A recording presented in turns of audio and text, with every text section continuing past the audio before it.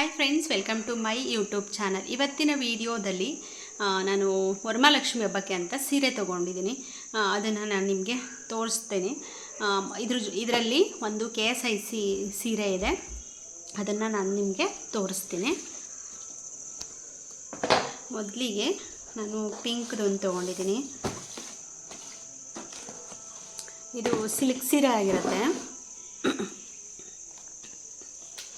ಇದು ಈ ಥರ ಬಂದಿದೆ, ಪಿಂಕು. ಇದು ಈ ಕಲರು ಬ್ಲೌಸ್ ಬರುತ್ತೆ.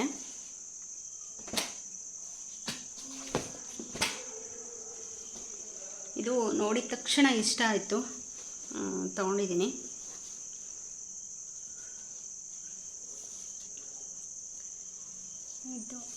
ಇದು ಬ್ಲೌಸ್ ಬರುತ್ತೆ. ಇದು ಬ್ಲೌಸು ಮತ್ತು ಇದು ಸೆರಗು.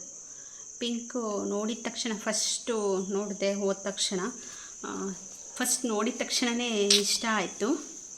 ಹಾಗಾಗಿ ಇದನ್ನು ತೊಗೊಂಡಿದ್ದೀನಿ. ಇದು ಒಂದು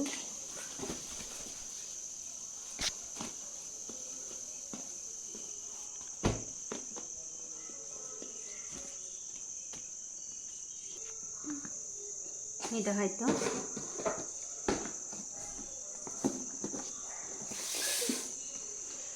ನೆಕ್ಸ್ಟು ಈ ಕಲರ್ ಇಲ್ಲ ಅಂತ ಹೇಳಿ ಈ ಕಲರ್ ತೊಗೊಂಡಿದ್ದೀನಿ. ನೋಡಿ, ಈ ಥರ ಇದೆ.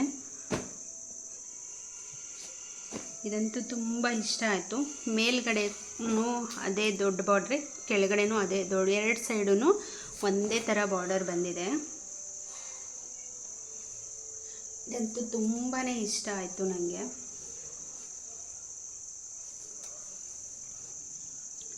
ಅದಕ್ಕೆ ಒಂಥರ ಪಿಂಕ್ ಬ್ಲೌಸು ಮತ್ತು ಇದು ಈ ಕಲರ್ ಇದೆ. ಇದನ್ನೇ ಲಕ್ಷ್ಮಿಗೆ ಉಡ್ಸೋಣ ಅಂತ ಅಂದ್ಕೊಂಡಿದ್ದೀನಿ. ಇದು ಪಲ್ಲು ಬರುತ್ತೆ.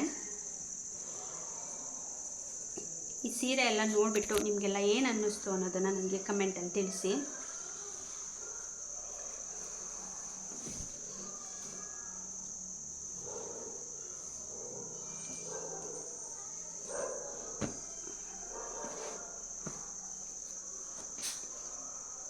ಒಂದು ಸೀರೆ ಅಂತ ಹೋಗಿ 3 ಸೀರೆ ತೊಗೊಂಡಿದ್ದೀನಿ.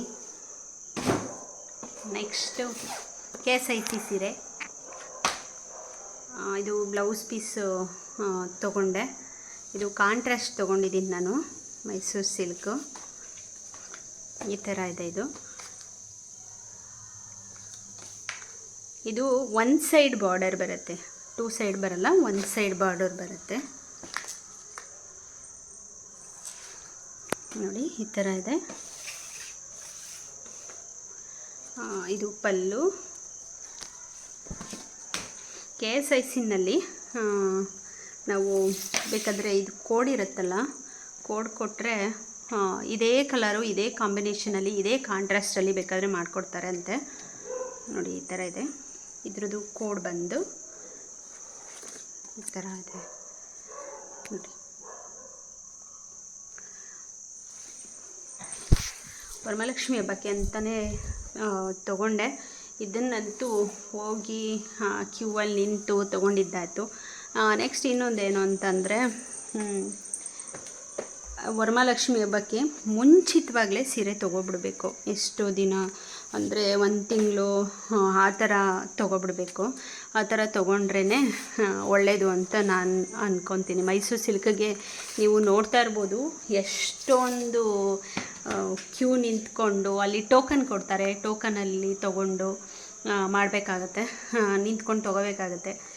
ಇದನ್ನು ನಾನು 1 ತಿಂಗಳ ಹಿಂದೆಯೇ ಪರ್ಚೇಸ್ ಮಾಡಿದ್ದೀನಿ.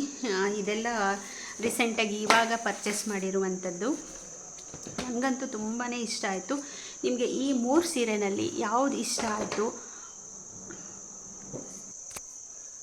ಈ 3ರಲ್ಲಿ ನಿಮ್ಗೆ ಯಾವುದು ಇಷ್ಟ ಆಯಿತು ಅಂತ ನನಗೆ ಕಮೆಂಟಲ್ಲಿ ತಿಳಿಸಿ.